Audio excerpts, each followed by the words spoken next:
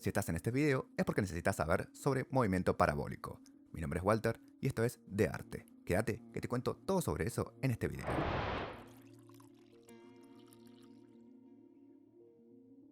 Antes de comenzar con los datos duros, es decir, fórmulas y ejercicios, los cuales podés ir directamente acá abajo porque el video está seccionado, hablemos un poco de la teoría. El movimiento parabólico es la trayectoria que describen los objetos lanzados en el aire bajo la influencia de la gravedad. Imagínate lanzar una pelota o cualquier objeto al aire. Sigue una forma curva, ¿verdad? Acá te explico los aspectos clave de esto. Lanzamiento horizontal. Si lanzas un objeto horizontalmente, sigue una trayectoria parabólica. La gravedad actúa verticalmente, haciendo que la trayectoria sea curva. Velocidad inicial. La velocidad con la que lanzas el objeto afecta la forma de la parábola. A mayor velocidad inicial, la parábola es más ancha y alcanza mayores distancias. Altura y tiempo de vuelo. La altura máxima alcanzada en la parábola depende de la velocidad inicial. A mayor velocidad, mayor altura y más tiempo en el aire. Punto máximo. Es el punto más alto de la trayectoria. La velocidad vertical es cero. Después de alcanzar este punto, la gravedad comienza a actuar hacia abajo. Simetría. La parábola es simétrica respecto al punto máximo. El tiempo de ascenso es igual al tiempo de descenso. Ahora que ya sabemos toda la teoría, pasemos a las fórmulas que necesitaremos para resolver ejercicios sobre movimiento parabólico. Bien, debemos entender que el movimiento parabólico se va a dar en dos dimensiones. O sea, vamos a tener el eje X horizontal y el eje Y vertical. Por lo tanto, vamos a tener una velocidad inicial de lanzamiento con respecto al eje horizontal X y otra velocidad con respecto al eje vertical Y. Recuerden que para resolver ejercicios de movimiento parabólico van a tener que saber algo, aunque sea lo mínimo, de trigonometría. Dicho esto, las fórmulas que utilizaremos serán las siguientes. Velocidad inicial en Y.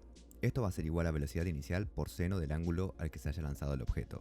Velocidad inicial en X. Esto será igual a velocidad inicial por el coseno del ángulo al que se haya lanzado el objeto. Velocidad final en Y, que va a ser igual a velocidad inicial en Y más la aceleración por tiempo. Luego tenemos una fórmula que nos va a ayudar a calcular la altura máxima alcanzada en Y. Esto se resuelve con velocidad final en Y al cuadrado es igual a velocidad inicial en Y al cuadrado más 2 por la gravedad o la aceleración por la altura máxima en Y. Luego tenemos una fórmula para ayudarnos a calcular el tiempo total que va a ser igual a 2 por el tiempo en el que se haya alcanzado el punto más alto. O sea, TA, yo le puse TA acá.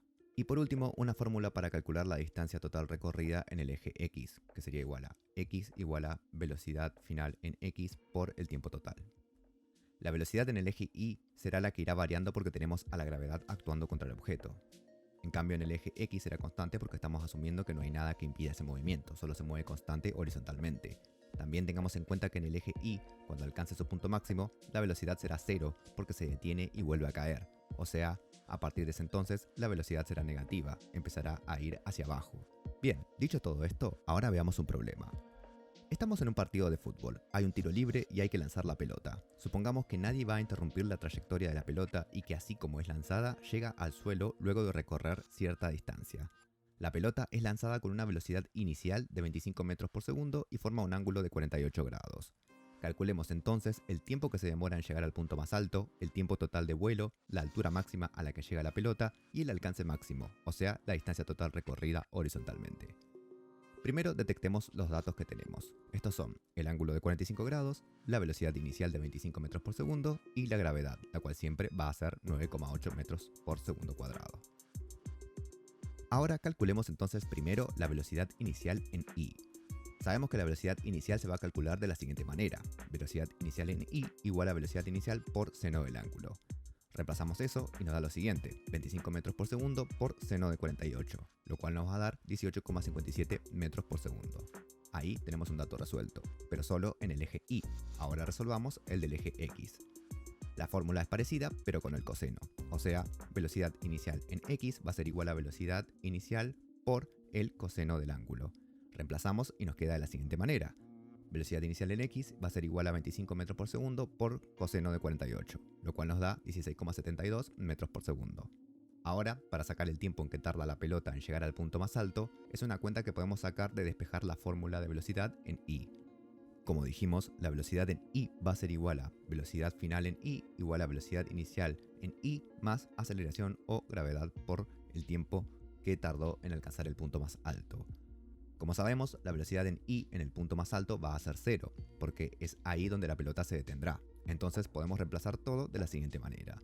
0 igual a 18,57 menos 9,8 por el tiempo en que tardó en llegar al punto más alto, o sea, TA.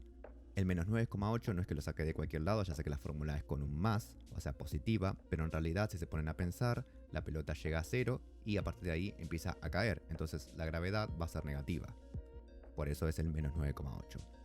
Ahora, pasamos los términos para el otro lado, nos queda 9,8 TA igual a 18,57.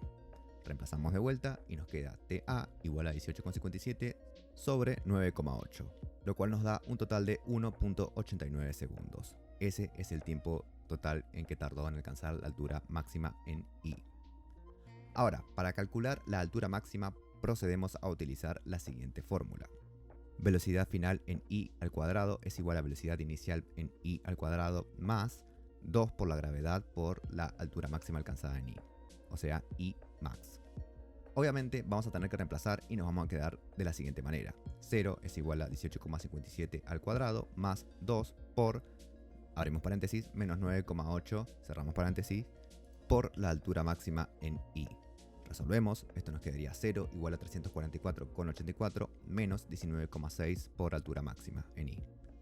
Pasamos y nos queda el menos 19,6 pasa positivo, queda 19,6 altura máxima en I igual a 344,84. Acá no importa porque es más o menos 0, lo cual no va a afectar.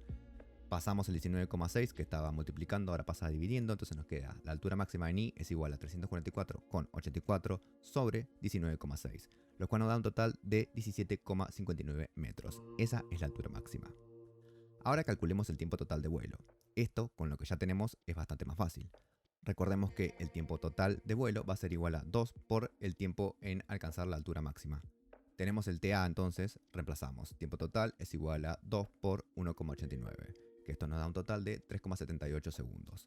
Ese es el tiempo total. Y ahora por último, la distancia recorrida horizontalmente, que también es bastante simple por la fórmula que ya te di. X es igual a velocidad final en X por el tiempo total. Entonces sería 16,72 metros sobre segundo por 3,78, lo cual nos da un total de 63,20 metros. Bueno, eso fue todo por hoy. Espero que toda la teoría y práctica vista en este video te haya sido de ayuda.